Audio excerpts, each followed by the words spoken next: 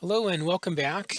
In this next series of videos, we're going to install, configure, and troubleshoot DNS on OpenSUSE 15. What we want to do is we want to install the DNS service onto LNX, and we want to create a child zone for dev.yourstate.bobstaco.com. So we want to do that, and then we want to put a couple records in there. We'll put a couple of text records. I call them bogus records. Later we'll work with that zone, but that's what we want to do. And then we want to set LNX to forward, to be a DNS forwarder over to DC1. So over here. Okay, so DC1 is currently, it has our DNS on it, and it's Active Directory integrated, forward, reverse lookup zones for both networks. It should be fully functional and good to go. So what we're going to do then is add the second DNS server over onto our DevNet network and create a child domain on it,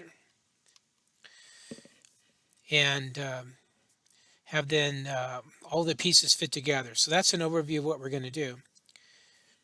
It's a good project because it's likely that we'll have to do some troubleshooting, and it's likely that it'll take us into some command line work and in Linux, which is a good place to go for us to learn and gain some skills with Linux.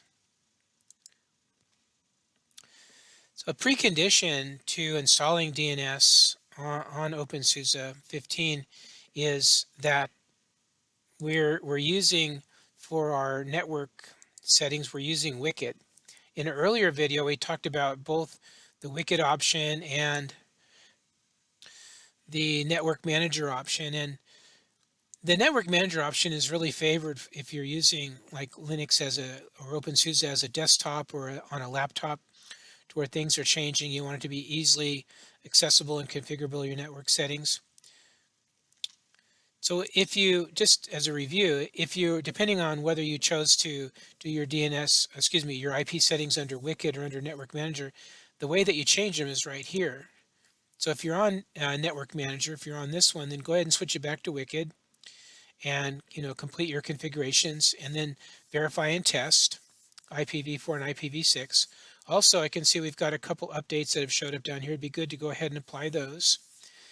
And then lastly, once everything is happy and healthy, I'm going to go ahead and checkpoint my LNX box before I start the install.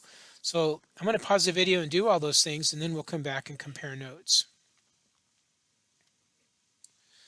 Okay, let's compare notes here. In network settings, out of YAST, network settings, I've switched over to Wicket, enabled IPv4 and IPv6. Okay.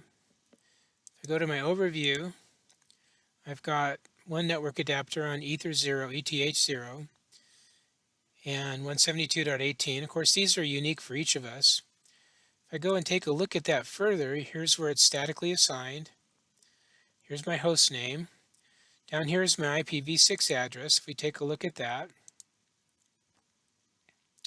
that all looks good.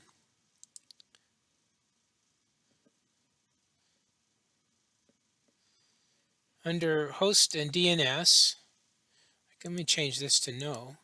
Set hostname via DHCP, no. Again, you can see here my fully qualified domain name and my name servers. These are DC1, my address is for DC1, and then my default search domain. In Windows, we call this the DNS suffix, or the primary DNS suffix. Okay, then over here on the routing tab, these boxes are if your Linux box was going to actually be a router, like if you had two interfaces in it, two network cards, and you wanted to route between those, then that's what these checkboxes are for. But other than that, it's not. We just have one network card, and we have a pfSense box as our router. Here you can see then I've got, for my routing tables entries, I've got a default gateway for IPv4, which looks correct, and then one for IPv6 that looks correct. So I'll get an OK that because I made the one change, and let that save. And then for troubleshooting, I want to do both ping and traceroute. So let's just start with some pings. Pings is real straightforward.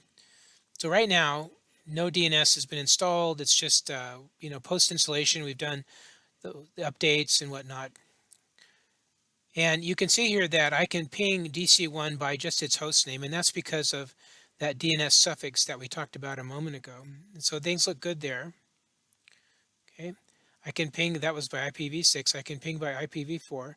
Notice that it took one of the masquerading addresses, or I don't know what you call them, but you know how IPv6, it doesn't easily give out the actual IPv6 address. It gives out these other addresses that are also tied to the adapter, and it's always trying to hide your real IPv6 address, and so that's why you see it didn't come back as ::200. Over here under IPv4, everything looks good. What else did we do here? Okay, went out to the internet, checked IPv6, that looked good. Checked IPv4, that looked good. Went over to some trace routing. Trace routing does require elevation, and so trace routing out to the internet looked good. And then I did an NS lookup here, and that looked good. Okay. So one other thing that I want to do is that I want to try to trace route internally, and let's take a look at the results of that.